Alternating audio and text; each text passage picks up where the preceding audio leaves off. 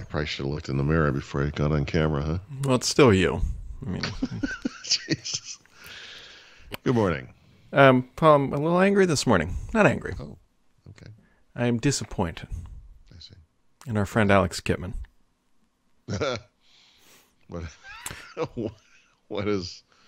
What has he done this time? I mean, fool me once, you didn't ship me my Vista Ultimate Extra. Shame on me. I like the holding of grudges, yeah. Shame on me, you didn't do something with Connect that we all like. Fine. Fair enough. Here we are on HoloLens 3. Whatever the deal is with HoloLens 3, that's fine. But Paul Thurrott, he tweeted out, and I'm going to read this. He says, Don't believe what you read on the internet. HoloLens is doing great. And if we search the internet, they would also say we canceled HoloLens 2, which last I checked, we shipped with success. Okay. I have a problem with that. I think I understand. This one got a little personal. It did. Well, Brad, maybe you could illuminate us on the history of HoloLens 2. Yeah, perhaps. I meant to look. It's, let's see, HoloLens 2 sidestepped thread.com. I remember the exact street corner in Las Vegas we were standing on. Why is this computer on Bing? Like, if I go to Google and type that exact same thing, it will actually find what I want. That's pretty much the Bing experience in a nutshell. Try this again on Google.com. There we go. Top result. No shock. This, by the way, was in 2017. Mm-hmm. It's been that long. So back in 2017, I wrote up that Microsoft had, I didn't call it canceled. I said sidestep for a reason, because they had a product that was coming out. They could have come out. That would have been called, quote unquote, HoloLens 2. And it was a response to Magic Leap shipping a product sometime back then. They never shipped it. And they said, look, why do we need to ship this thing and support it and put it out on the market if we have no competition? So they didn't ship it so that they didn't have to support it and manufacture it and do all that stuff and absorb the overhead. And then they built out, they continued work on HoloLens 3, which became HoloLens 2, which shipped several years later. And if I'm not mistaken, a different architecture, right? Mm-hmm. Didn't they switch from Intel to ARM or something? Yeah, I think so. Yeah, they're on a Qualcomm chip now. Yeah. Even then I wrote, yes, 2019 is a considerable amount of time away, but for Microsoft, this is the right bet. Well, I'm sorry. Yeah. Anyways, so there's that. That's what I woke up to. People like, Alex Kipman said Alex Kipman would be the last guy on the top of that Frankenstein castle burning away with all the pitchforks around him, claiming that HoloLens was a huge success. Either way, moving on to more less begrudging things that are still quite begrudging things. Well, Paul, yes, correct me if I'm wrong, and please don't hold back. Microsoft said Windows 11. It's going to have one major feature update per year.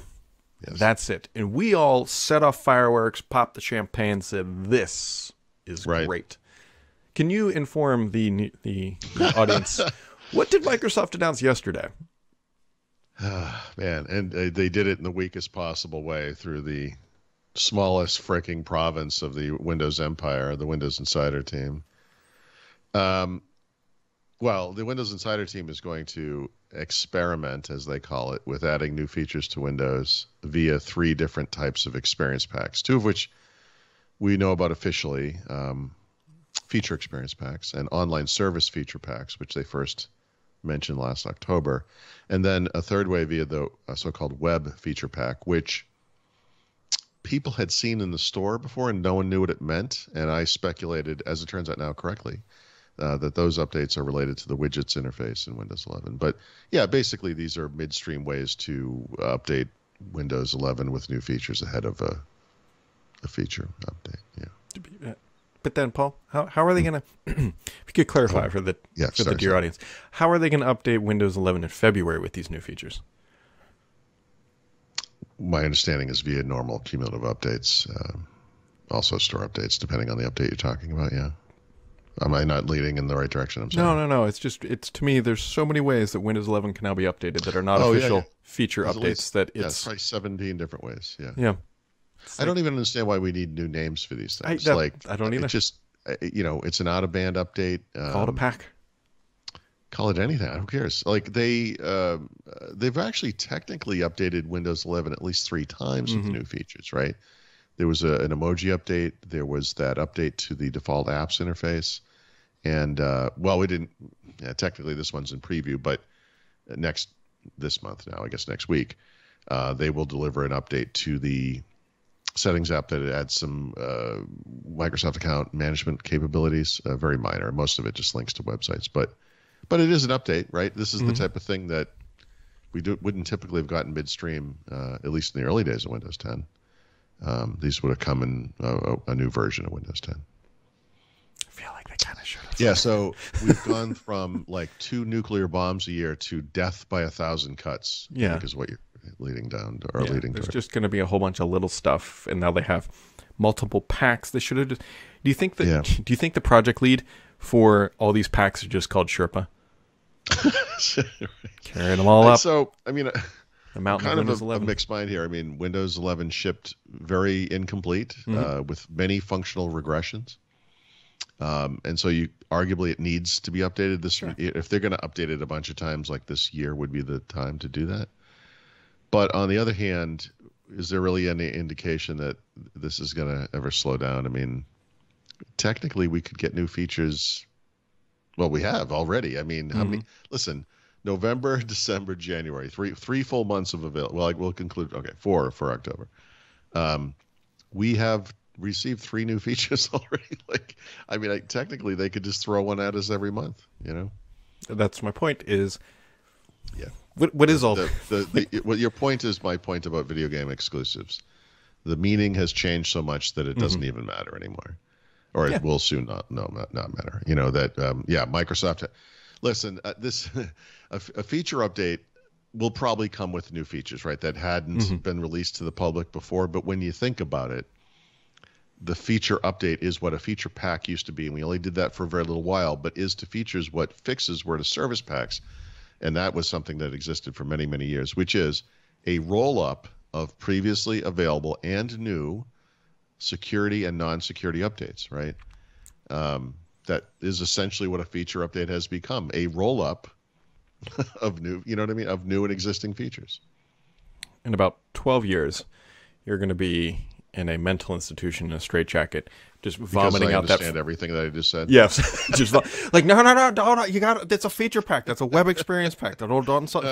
Right, and that's right, and you know, I use this term. I often say like words matter. You know, words matter just in language. Words matter in the way we communicate to each other, et cetera, et cetera. But words matter in a technical sense too with an operating system. You know, when I met with Charlie Kindle and Greg Sullivan and others in Windows Phone when they first announced Windows Phone 7, I went through all the UIs. I took pictures. I documented. I was writing a book, and I said, "Well, what's the name of this? And what's the name of this? And what's the name of this?" And they were like, "Oh, we have no idea. We haven't really named those things." I'm like, "No, you have named them. There's a software development kit that's already done. They have names." And they're like, "Yeah, we're gonna have to look those things up." And eventually we did. We found those names. You know, like these names matter, right? In this case, like feature experience pack, online service experience pack, web experience. Why do we need name? What is this stuff?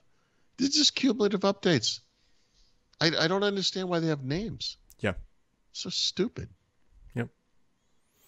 Anyways, I appreciate your subhead here on the front page. Since we're suddenly very interested in this company, referring to Activision Blizzard, they had their net income or their earnings declined. They had $564 million in revenue, or in net income on $2.16 billion in rev. Yeah, oddly, their net income went up, but I don't think that matters in the long term. Yeah, the revenue went down. Call of Duty revenue went down. Call of Duty revenue was the primary issue there. There are other parts of Activision Blizzard, like Blizzard, that World of Warcraft, et cetera, like whatever. And some of those things are doing fine. But Call of Duty has lacked imagination for a long time. I think it's fair to say. It's been retreading the same ground over and over again for a long time. So I think the World War II thing has kind of run its course as a franchise. It just doesn't seem to be doing well for them. So don't worry, folks. We're going to be back to Modern Warfare 2, the second version of Modern Warfare 2, and the second Modern Warfare, series this holiday, and I'm sure it will do better. Yeah, I mean, the biggest update to Call of Duty has been Warzone. That's been the biggest change for the franchise, and I don't know. Yeah, and that's a game they never would have made, other than the fact that other battle royale games like Fortnite were very popular, and they were like, "Oh my God, we need to have one of those for ourselves." Yeah. And they did it in their unique Call of Duty way. And it's great. Yeah. So I enjoy it. Anyways, it has been a week, I guess. Oh yeah, Amazon's raising their Prime prices, which is fantastic. Which they'll never let me, but I wish you could just pay only for the 2-day shipping and none of the other stuff. Like none of it. Yeah, there's a math you have to kind of do here, and you can look, and God help anyone who does this. You go back and look at all the crap you purchased over the past year, and you realize you have like a problem. And then you can, I don't know if it's possible. There must be a way to understand how much you save, by buying all that stuff and shipping, by having Prime, and then, maybe factor in the other Amazon services you are or probably are not using, Amazon Prime Video being the big one, the Prime one. But they have music and photo services and all kinds of other things, right? Depending on who you are, you might use a lot of that stuff. I actually don't use very much of it, but $140 a year, probably still, again, saving money has to be in air quotes, but it's probably still cheaper to pay that and get the lower cost. Oh, I'm sure it is. I'm sure they looked at the median and said, look, if we raise it to this. But you know what, though? I mean, fundamentally, I feel like we live in a world now where we get stuff too quickly as it is. And the place I live, coincidentally, just happens to be at the epicenter of all of the warehouses and things that they have throughout the country and throughout the world that make this possible. And the main highway that goes right through my area, right through the middle of Lehigh Valley, I-78, is it used to be at the center of trains, for delivering coal and steel and things like that, and now is at the center of just for shipping and trucking and all that kind of stuff. And the road, I-78, used to be one of the best, cleanest, most wonderful, high quality, I'll call it, highways in the eastern seaboard, and it is now a pothole-ridden backwater that it's dangerous to drive on at night because of those trucks.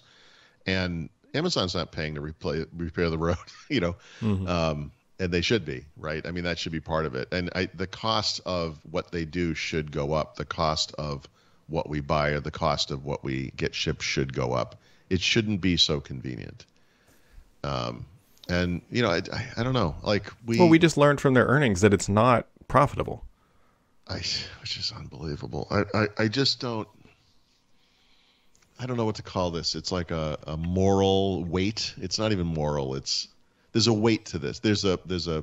We're paying for this in ways that are not directly reflected in our wallets or whatever. It's bad. And I get stuff delivered from Amazon almost every day. Not really, but I mean, free, like everyone else. Yeah, no, I get it.